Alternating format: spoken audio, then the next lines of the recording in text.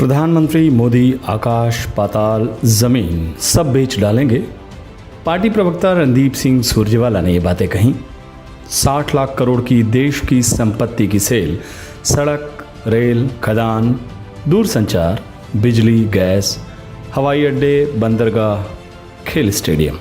वाह मोदी जी वाह, आसमान, ज़मीन और पाताल सब बेच डालेंगे। बीजेपी है तो देश की संपत्ति नहीं बचेगी।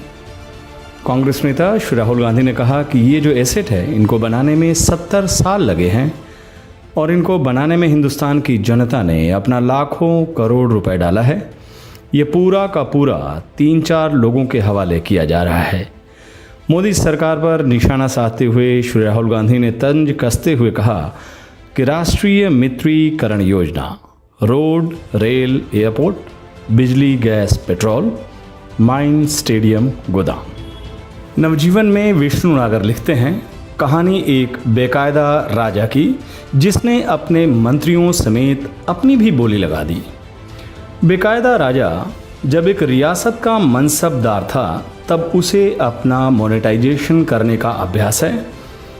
उसके मालिक परख चुके थे कि यह हमारा 100 टन सोना है। यह जनता से धोखाधड़ी करेगा, उसे दगा देगा, उसे झूठ बोलेगा, मगर अपने मालिकों की चौकीदारी दिन रात करेगा और करता रहेगा। लोकतंत्र जैसा कुछ जहां होता है ज़रूरी नहीं वहां राजा ना हो। कुछ बाकायदा, कुछ में बेकायदा होता है।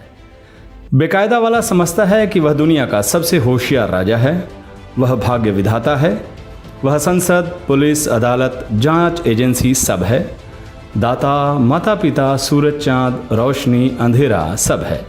जो होता है उसके चाहने से होता है। यह देश, यहाँ के लोग, यहाँ की नदियाँ, पहाड़, समुद्र, ज़मीनें, कारखाने, सड़कें, रेलवे सब उसकी निजी संपत्ति है जिसे जब जैसा चाहे बेचने का अधिकार उसके पास है। खैर, हमारे देश में तो ये सब कभी हुआ नहीं। ऐसे ही एक बेकायदा राजा की बात है। सारी सरकारी संपत्तियों को बेचकर भी वह जब संतुष्ट नहीं हुआ तो उसे जनहित में अपने मंत्रियों समेत अपनी बोली लगा दी, जिसे आजकल भारत सरकार मोनेटाइजेशन के नाम से पुकारती है। जैसे बच्चे को माँ बाप मुन्ना राजा के नाम से पुकारते हैं। जिन्होंने राजा को मोनेटाइज किया था उनकी शर्त थी कि सिर से पैर तक राजा उनका होगा, मगर राजा राजा की तरह दिखे। यह हमारी भी ज़रूरत है और उसकी भी। इस बात का पूरा ख्याल रखा जाएगा। फैसले हम लेंगे, जनता समझेगी राजा ने लिया है। बोलेंगे हम, जनता समझेगी उनका राजा बोल रहा है। चलेंगे हम, प्रजा समझेगी कि राजा चल रहा है। खाएंगे हम, लगेगा राजा अपनी सेहत बना रहा है। आदेश निकालेंगे हम, हस्ताक्षर राजा करेगा। राजा को अभिनय इतना बढ़िया करना है कि लोग दिलीप कुमार को भी भूल जाएं। उन्होंने चेतावनी दी थी कि ये राजा सुन, अगर तू फेल हुआ, तेरी फिल्म पिट गई, तो हम तुझे इस तरह छोड़ देंगे जैसे तू नहीं चूहे की पूंछ हाथ में हो। उसने कहा, सर नो प्रॉब्लम, जब मैंने अपना मोनेटाइजेशन कर लिया है तो सब मंजूर है। कल कोई नई शर्त जोड़ेगा तो उसे भी मानूंगा। हमेशा आपका वफादार रहूँगा। मैं तो सर प्यार किया है तो डरना क्या वाली थ्योरी का हूँ। उसके मालिक ने इस पर नहा कहा न नहा, चेहरा निर्विकार रखा। पहली बार जब इसे खरीदा गया था तब इसने बिना कहे 200% तक का रिजल्ट दिए थे। उसे जब टारगेट 300% का दिया गया तो उसने 400, 500, 1000% रिजल्ट दिए। धरती हिल सकती है, चांद बुझ सकता है, सूरज थक सकता है, कुत्ता वफादारी छोड़ सकता है, मगर यह नहीं। इसे कीचड़ में खड़ा करोगे तो भी नाक बिना दबाए ऐसे खड़ा रहेगा जैसे गंगा में खड़े होकर सूर्य को अर्घ दे रहा हो। मालिक के सामने खुश होकर कहेगा, आगे और बताओ मेरे आका। विष्णु नागर आगे लिखते हैं, आका पहले कभी उसकी वफादारी से खुश होकर अपने साथ चाय पीने का सौभाग्य प्रदान करते थे तो यह सिकुड़ा सिमटा डरते डरते पी लेता था। शुरू में तो मालिक के सामने इसकी नाड़ी ऐसे खिसकती थी कि इसके हाथ हिलने लगते थे। चाय का कप गिर जाता था। इस पर डांट खाता था। एक बार तो नई क्रॉकरी अपनी तनख्वाह से मालिक को भेंट कर पूरे महीने भूखा रहने पड़ा था।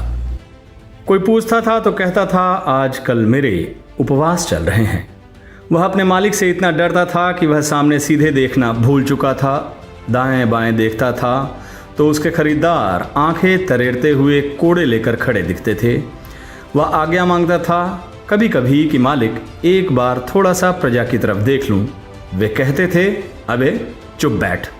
वह कहता मालिक पता नहीं क्या हुआ है कि पैरों की बजाय मैं हाथों से चलने लगा हूं। मालिक सुनकर मुस्कुराते, कहते वेरी गुड। वह पूछता थोड़े देर पांव के बल चल लूं। वे कोड़ा दिखाते। वह पूछता मालिक तनी अपने शरीर के लिए भी कुछ तर माल खा लूं। वे कोड़े वालों को इशारा करते हैं कि ज़रा इसे दो लगाओ। यह ऐसे नहीं मानेगा। वह रिरियाता नहीं मालिक ऐसा मत करो, प्रजा देख लेगी तो मेरी बड़ी बेइज्जती होगी। कोड़ा रुक जाता था।